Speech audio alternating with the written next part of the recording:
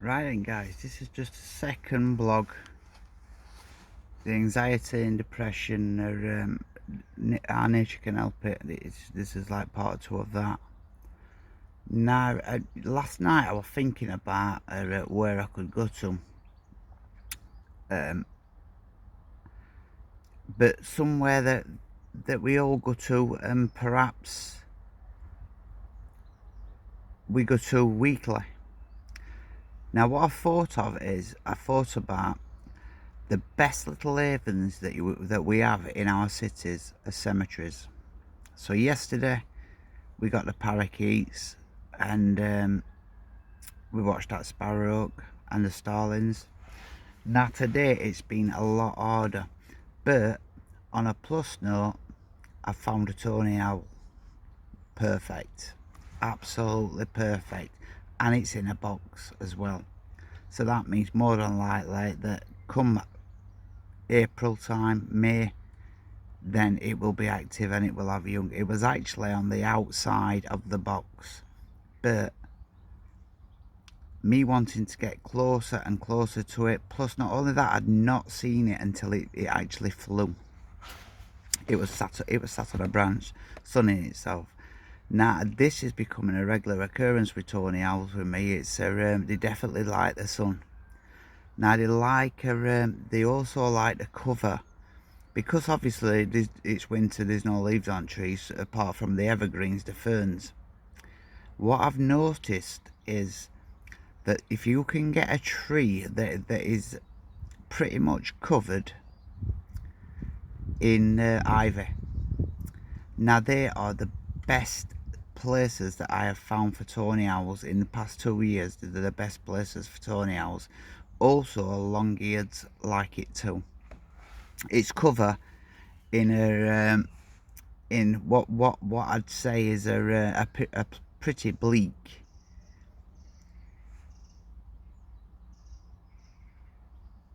You see, little things like that. Can you hear that, guys? It's an alarm call. Alarm calls, birds will let you know when there's something in their area that they don't want to be there, and that's more than likely a predator. It could be a magpie, it could be a crow. But more than likely it's probably something like a sparrowhawk or something like that. Now I know there is a sparrowhawk in this cemetery because I've seen one before. But what fascinates me about this cemetery is the dates of the graves. It really interests me. It's like I said before, I've got a bit of a thing with cemeteries, and I can think clearly in them. I really like them. The little havens, the little pockets of perfect habitat for birds. Birds that you get in your garden, but some are a little rarer. Like earlier on, I watched a pair of Goldcrest, British smallest bird, Britain's smallest bird, and they were both in a tree, but the light was terrible. It was pointless me trying to get photos of them, so I watched them through with the binoculars again. Now these are the binoculars that I use personally. It's they're a pair called I think it's Visionary. Now they're not expensive. They're 16x50s. But they really are. They're good for money. They're really good for money. It's my second pair that I've had this. Now, I would advise all of you, if you're going to start doing this, to get a pair of binoculars over a camera even, because the detail that you can see at range with a pair of binoculars, it's just unbelievable. Like the Goldcrest that I watched earlier on, I watched them for about 3 minutes, and it were great watching them. The really little birds, you know what I mean. And I did try a few photos of them, but just the light was terrible.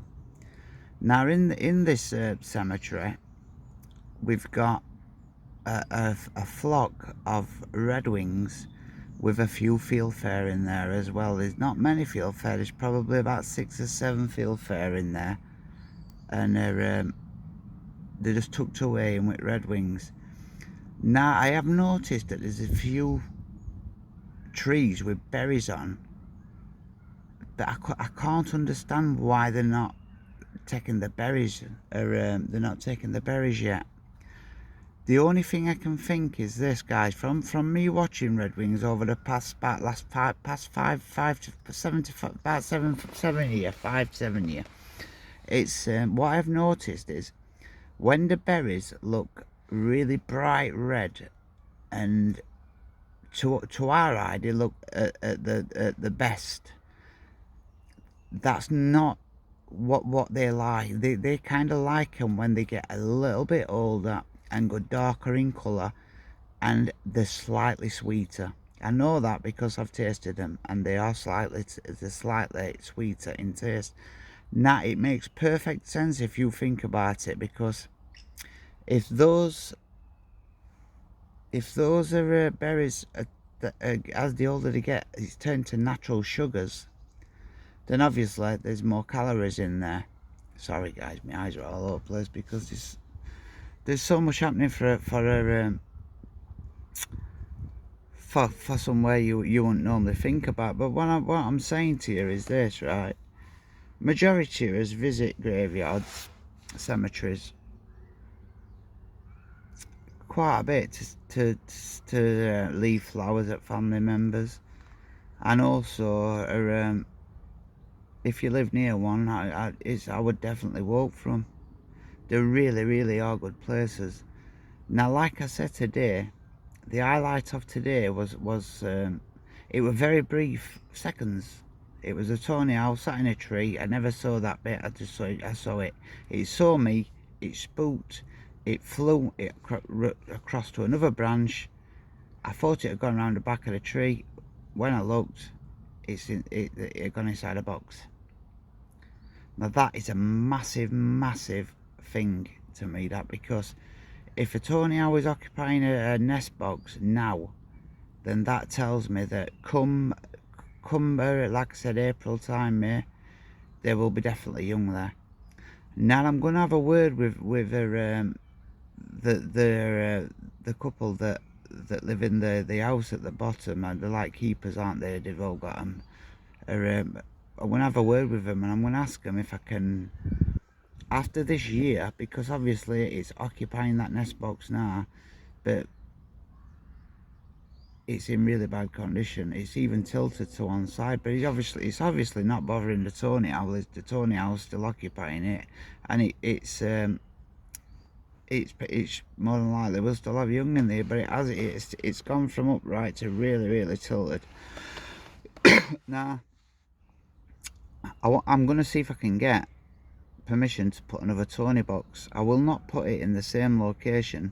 It will be a different location, but not far from that one, and hopefully once, which it'll get into the new nest box, then I can hopefully do not take the old one down, always leave that one. It's just put a new one up, and hopefully they'll occupy that new one. But what I've been after now for going on a while now, really, to be honest with you, is when I first come there was about 1,500 redwings. Now when I say numbers of birds, I'm going on a square, counting that square about a metre squared.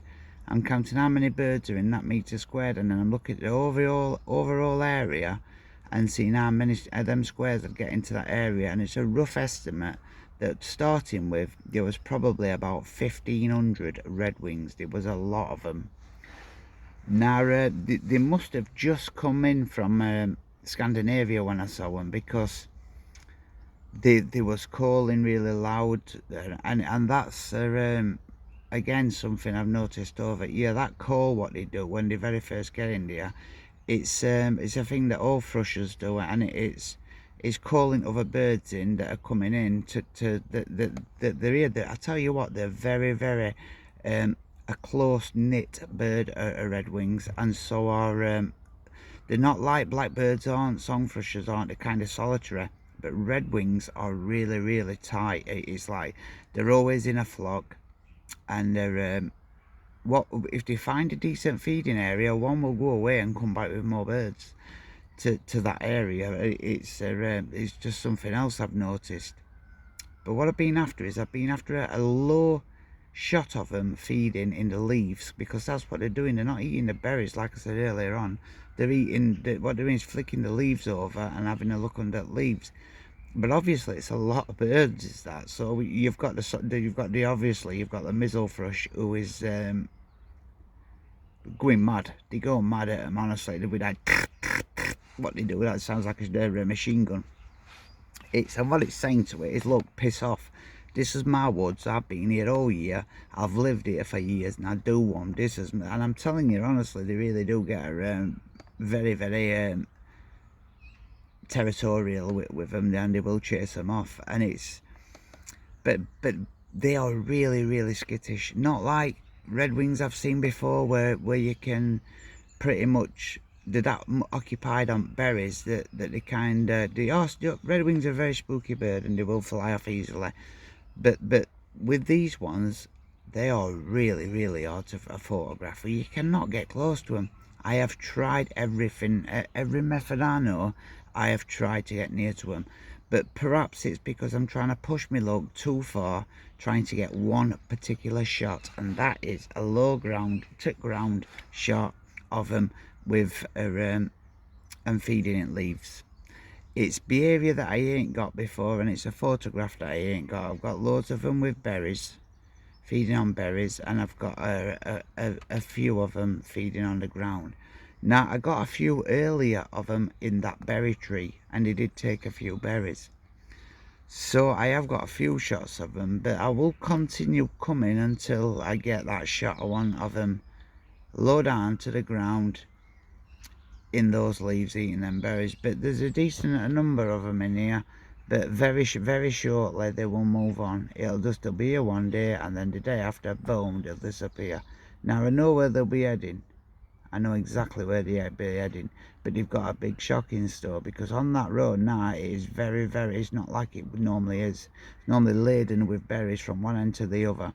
This year it's a different ball game. There ain't many berries at all. Now that is something else I've noticed this year. There ain't many berries about at all compared to other years, compared to the last few years really. So it's I'm not sure what's going on with that. I don't know what's happened, why numbers are so low of them. There's still a fair few there, but take my word for it, when a flock of fieldfare or redwings land in a tree, it does not take them long to clear that area of berries, and I'm talking the matter of days the tree will be bare. So it's just a continuation. But as far as today's go, guys, it's one brief sighting of a fieldfare, the gold crest that I watched this morning, blackbirds, which I love. It's there's a couple of thrushes in here. I've seen one song thrush and two mizzle thrushes. I always see these two, wherever the redwings are, the mizzle thrushes are, because they're trying to get them away from that feed. So they're pushing them away. Now I've left little parcels of food everywhere I've been today. I've left little parcels of food, nuts, all over the place for them. So hopefully they'll get on to finding them, and it'll hold them here for a bit longer till I can get me food. Now that, little signs like that, always watch where that bird is. Now that one a magpie, but always watch where these birds are, because you never know what it's making that noise for a reason. It's either calling another bird in, or it's doing it because there's a predator in the area, and they will mob them predators. Now I did notice this morning that after that Tony I went in that box, there was a few birds that just kept landing in that tree, and they were making an alarm call, and as not really to say that there's a tony owl in that tree. It's just nature's way of letting other birds know that there's a threat in the area, and be careful. Really, do you know what I mean? it's unbelievable, really. Do you know, if people could learn a lot from this, you know what I mean? It's it's just great. It's great to be out. It's sightings are getting better and better. It's been a quiet day on photography fun, but that doesn't mean that I ain't enjoying myself. You know what I mean? I've seen a couple of really nice. One of my favourite birds are gold crest, and finding a tony owl nest site is pretty good to me. You know what I mean? So it's I'll catch you later, guys, and I will keep these videos coming in as long as they're. People are liking them, and yesterday I got at least 3 messages of people saying that they absolutely love yesterday's. So and a couple of them want me to take them out and show them the parakeets. Now I will do that because I know the people that are asking me, and but I will not be taking them to that cemetery for the simple reason of I don't find it I don't find it great me taking people to cemetery where people could be really grieving. So but I do know other sites with I don't sorry I do know other sites with them in, so it's there. I will be taking them. So and that's definite. It's definitely going to happen. One of the guys has hurt his arm really bad, so I think he's broke it in quite a few places actually. He's been entangled with it for a while. So as soon as his arm's better, I'm gonna take him out. I'll take him to the woods and I'll show him parakeets, because it's not long now until they start occupying them nest sites and making sure. Parakeets are very good at making sure that they find a nest site, and once they've found that nest site, they keep that nest site. It's round about the beginning of February to beginning of February to mid February that they will start getting inside them holes and start occupying them holes and taking in turns at coming out to forage for food, and then they'll just keep swapping. But once they find a nest site, they make sure that they hold on to it. And it's one thing I don't like about them is that they occupy a hell of a lot. Parakeets occupy the same nest sites as tony owls, and I love tony owls. Tony owls are a British species. Parakeets ain't. They're introduced. It's not their fault they're introduced. It's again humans' stupid error on human part, you know. But the thing, I mean, there's 2 stories behind those parakeets actually. There's the ones that I've been told is I was told by an RSPB guy, and he said that they escaped from a film. I think it was called African Queen or something like that. A few escaped from that setting in London where they were filming. I think it Paramount Pictures or something in London. I think it was down there. Now, if you escape from that, and then the second story is Jimi Hendrix, when he was in London, he released some. When he was live, he released them live, parakeets. So it's damage they've caused is unbelievable, really. They're going to be the next squirrel, really, the next grey squirrel. Don't forget, grey squirrels ain't native to this country. They was introduced, and that's why we've no reds anymore, because the reds can't compete with it, and the disease that greys carry, the red squirrels, it kills them. The greys can live with the disease they get. I forgot what you call the disease now, but they can live with it. The red squirrels die from it. But the next thing is going to be the parakeets. Take my word for it, 10 to 15 years time, parakeets are going to become one of our most common birds. And that is guaranteed, because nothing is predating on them. The sparrow yesterday that hit it didn't hit it to eat it, it hit it to, that it was just pissed off because it potentially took a meal from it, not by wanting to eat it, but by the alarm call it did scared them off. And she was coming in, the way she was coming in, she was going to hit one, but obviously them going crazy like they did, they made them fly off, and it was pissed off at it. That's why it hit it.